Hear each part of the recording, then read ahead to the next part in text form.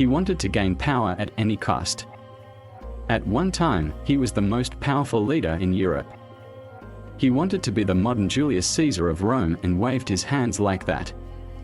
Adolf Hitler, Churchill, Roosevelt, and all Amrik Bal, who were not crazy about him. His admirers would kill opponents at a hint and then hang him upside down in the square. Then time changed the curve, and he was also hanged upside down in the same square.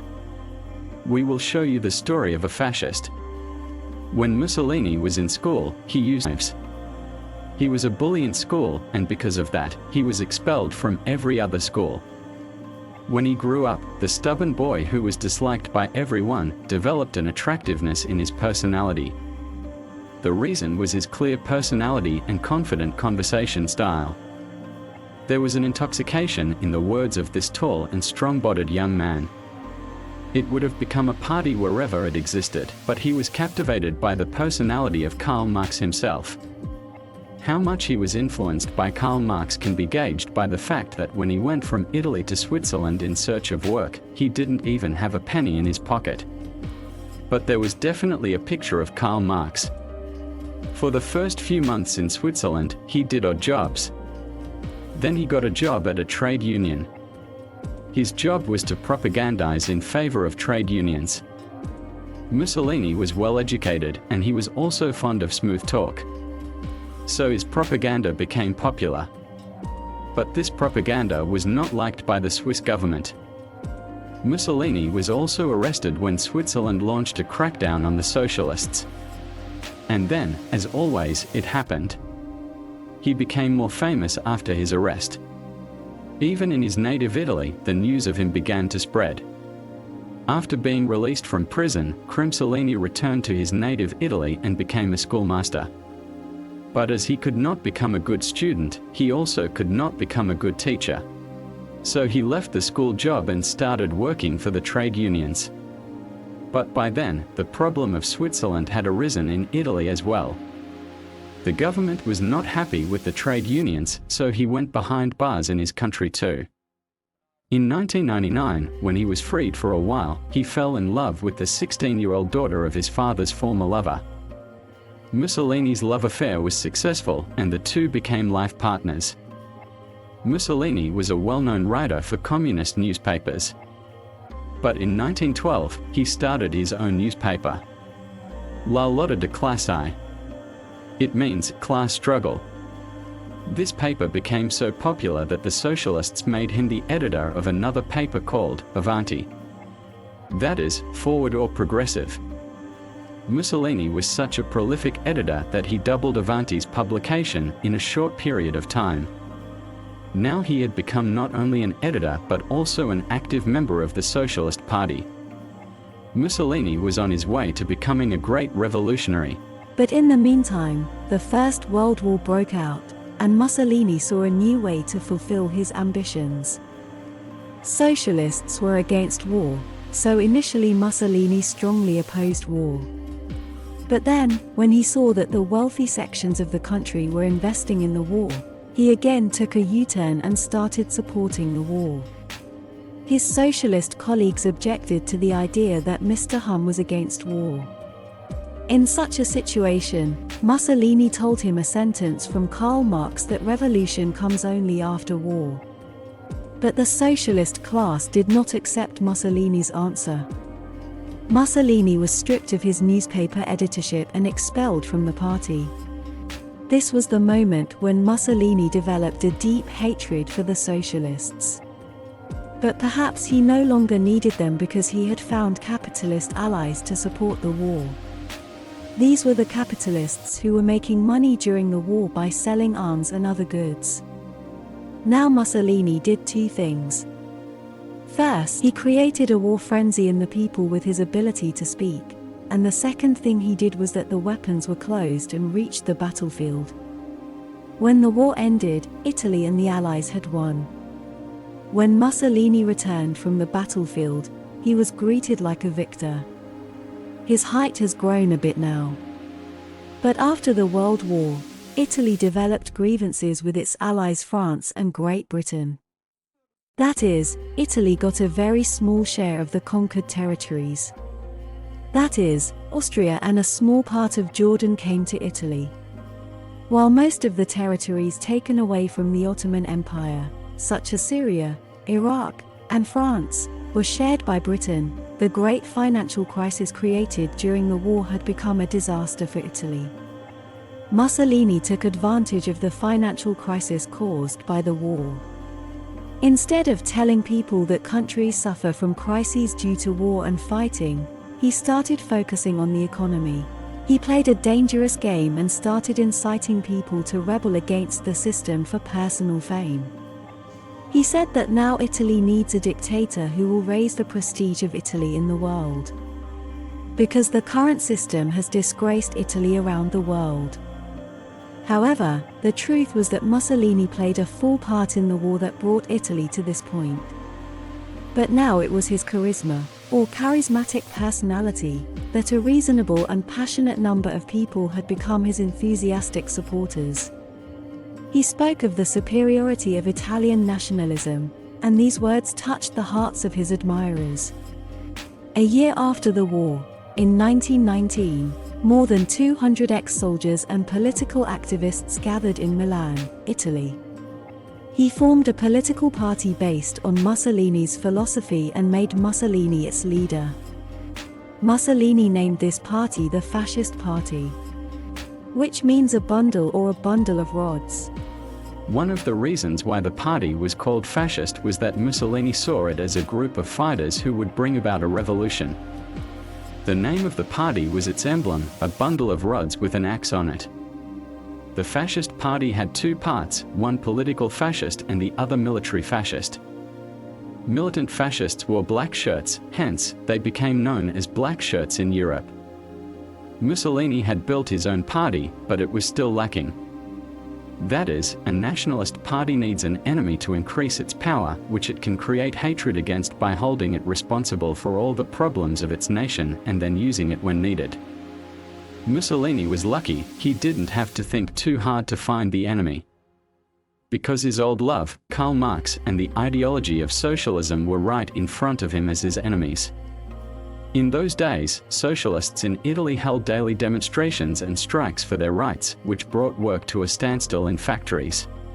Mussolini declared that these socialist elements were responsible for Italy's problems because their demonstrations and strikes had stopped the wheel of progress. Fascists soon waged an open war against socialist groups. Trade union offices were burned and hundreds of socialists were killed. The government was a silent spectator in all this calamity. And this was because the government itself was fed up with the strikes of the working class. And maybe the heart is happy that the work of the government is being done by a voluntary organization, so why do we need to wave our hands? But they didn't know that the fight against socialism was just a trailer and the real movie was yet to come. Because, in fact, Mussolini was preparing to take over all of Italy. His speeches testified that he wanted to be Julius Caesar, the same Julius Caesar who was the great emperor of the Roman Empire in BC. Thus, in simplicity or ignorance, the government had prepared its own death by giving Mussolini a chance. Mussolini's armed organization, the Black Shirts, began occupying cities. By the 19th century, most of Italy was virtually under fascist control, and the writ of government was nowhere to be found. 2 years later, Mussolini gave the government an ultimatum: if he did not resign, hand over the government to him. So his supporters would march on Rome and seize power by force. This declaration by Mussolini was actually a declaration of invasion and occupation of the capital of Italy. On October 28, 1922, thousands of armed workers of the fascist party, the Black Shirts, gathered outside the Rome. He was waiting for a call from his leader, but his leader was waiting for someone else at his headquarters in Milan. And then came the telegram he had been waiting for. There was no end to Mussolini's joy after reading the telegram, because he no longer needed to march on Rome. Italy's army was subordinate to the king, not the prime minister, and King Emmanuel Swain wrote that he would be made prime minister if Mussolini abandoned his plans to march on Rome. Mussolini arrived in Thane Karam, met the king, and assumed the chair of the prime ministership. But at the same time, he stipulated that he would have dictator-like powers for 1 year. The fascist party had become a whole army, and the king was helpless. So he accepted all the conditions. After becoming a dictator, Mussolini formed his first cabinet. The majority of them were people who were not old workers of his party, but many were not even party workers. When the parliamentary elections were held in 1924, Mussolini rigged the elections by force and won most of his candidates. Mussolini's members now had a majority in parliament as well. It had become easy for him to change the law, and now he had become a permanent dictator, not for a year. The biggest problem for Mussolini on this occasion was his previous rousing speeches. Because he presented himself to the public as if he alone had the solution to all of Italy's problems, for which it was essential to be its ruler. But now he had become the ruler, and he knew that if he did not fulfill the promises made to the people, Italy would soon be disgusted with him. So he focused all his attention on the establishment of peace and development. He also made it known that he was a religious man to gain public support. To prove his religious devotion, he did many things, one of which was that he recognized Vatican City, the center of Christianity near Rome, as an independent state. That day and today, Vatican City stands as the smallest country in the world. Along with showing off his religious devotion, he was also punishing opponents. Banning the media, bans on trade unions, and arrests of socialist activists continued. When Mussolini became the ruler of Italy, it was a very critical time in the world. There was a communist revolution in Soviet Russia, which is an extreme form of socialism. Therefore, the European powers and the United States were considering everyone who could support them in crushing socialism as their ally. Perhaps this was the reason why Mussolini's coming to power was openly welcomed by the Western powers. The spiritual leader of Christians, Pope XI, declared Mussolini a saint by providence. British politician Winston Churchill, who later became Prime Minister, called Mussolini the greatest living jurist. Not only this, when Roosevelt became the American president, he said that Mussolini is the representative of peace in the world and the greatest possible ally of the United States. Mussolini's personality and revolution were so impressive that when All-Amérique Bal came to London for the Round Table Conference in 1931, he also went to Italy to meet Mussolini. After the meeting, All-Amérique Bal was so impressed by Mussolini's personality that he wrote a poem in Mussolini's name. Mussolini's admirers included not only All-Amérique Bal, Churchill, and Roosevelt but also a young ex-soldier from Germany who wanted to follow in Mussolini's footsteps, and his name was Adolf Hitler. Hitler took advantage of Mussolini's fascism to create its more dangerous form, Nazism. Accordingly, the German nation was declared the best and highest nation in the world. Hitler had great respect for Mussolini. When he took over the government of Germany in 1933, he had close ties with Mussolini's dictatorship. In exchange for this friendship, Mussolini supported Hitler to the point that many Jews lost their jobs or were arrested and sent to him. Mussolini considered Hitler to be his ally, but on a personal level, he did not like Hitler very much. When Hitler visited Italy in 1934, the two went for a ride in a car. Hitler asked Mussolini to hand over Austria to Germany. When Mussolini refused, Hitler got angry.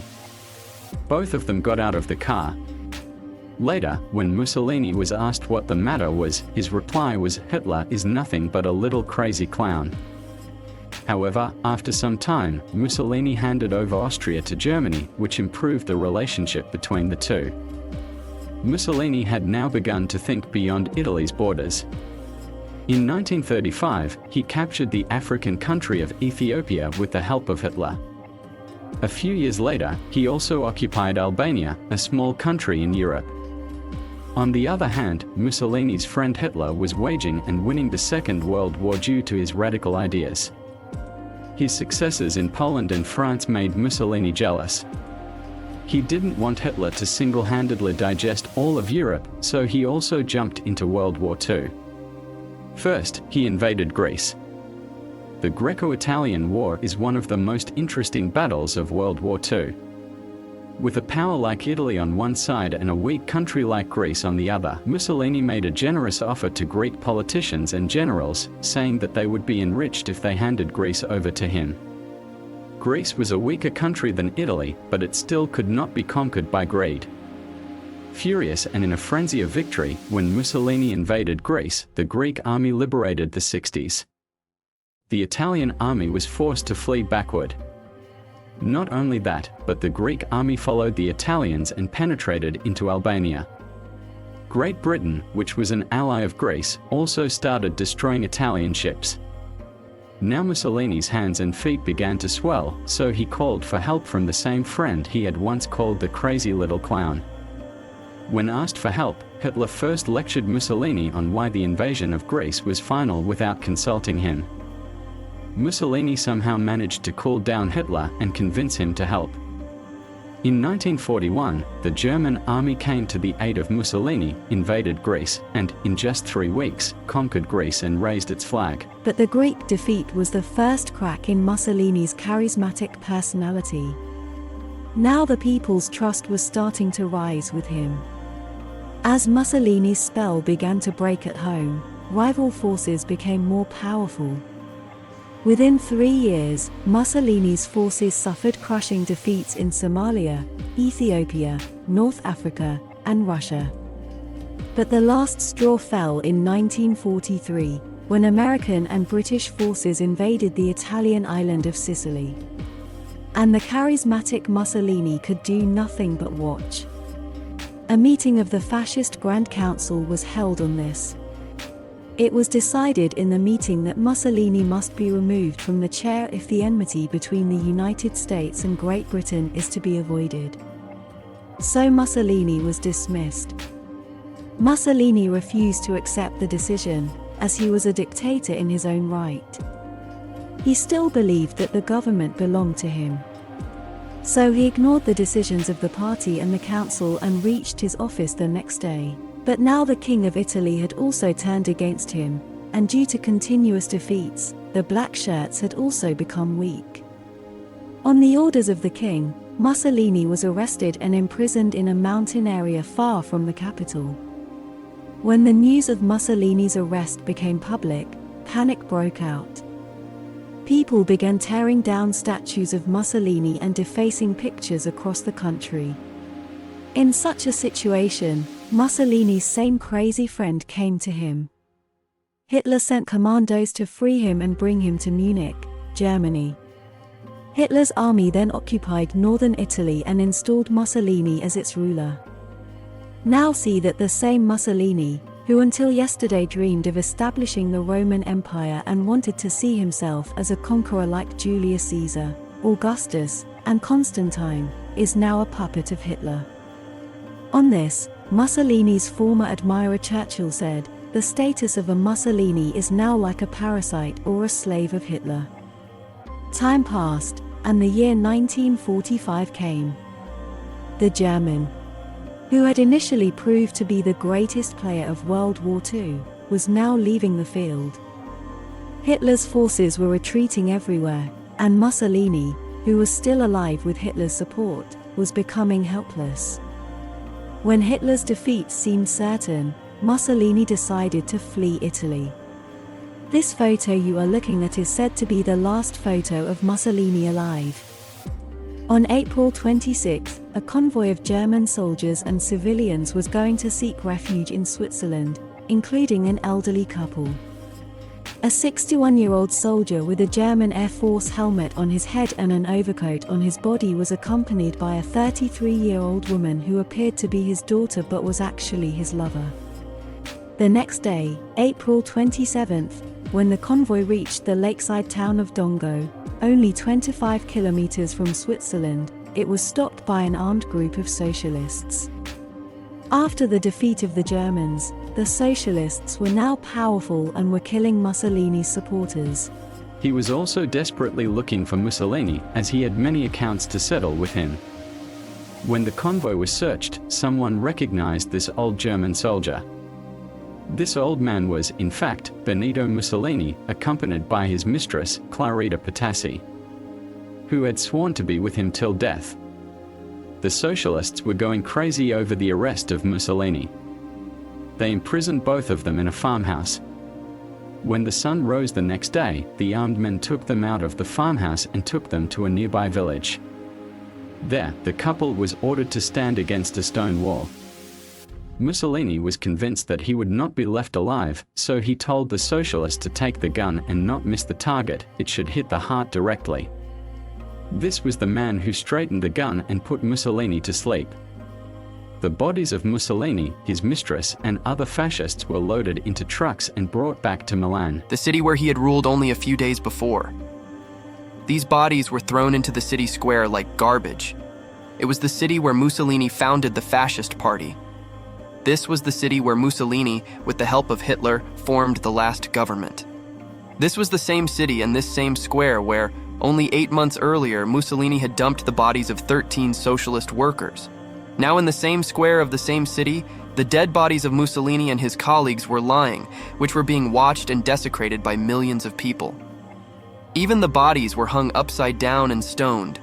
Not only that, but some other supporters of Mussolini were also brought there, and they were beaten and hanged along with Mussolini.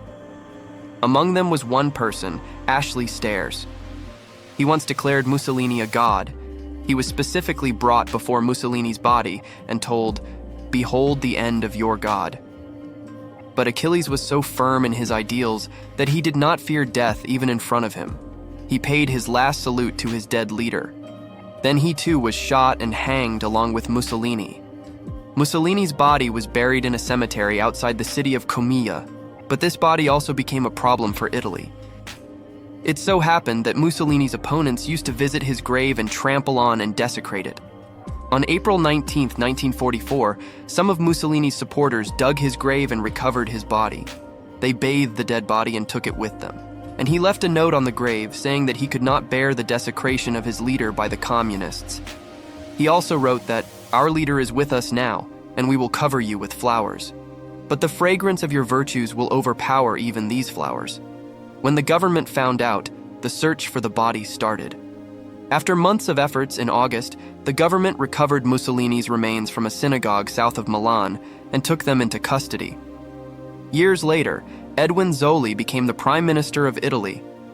He handed over the remains to Donna Rachel, Mussolini's widow, to gain the support of right-wing politicians. In 1957, the remains were buried in the Mussolini family cemetery in Romagna. A statue of Mussolini and party symbols were also installed on the grave. A black plaque now stands at the spot where Mussolini was shot. One of Mussolini's sons, Romano Mussolini, became a famous Italian pianist and film producer. Mussolini's granddaughter, Alessandra Mussolini, has been elected as a member of the European Parliament from Italy. A photo of Mussolini is still displayed in the Milan railway station, although someone has removed the eyes from the photo. Fascist ideology is considered unacceptable behavior in the world today.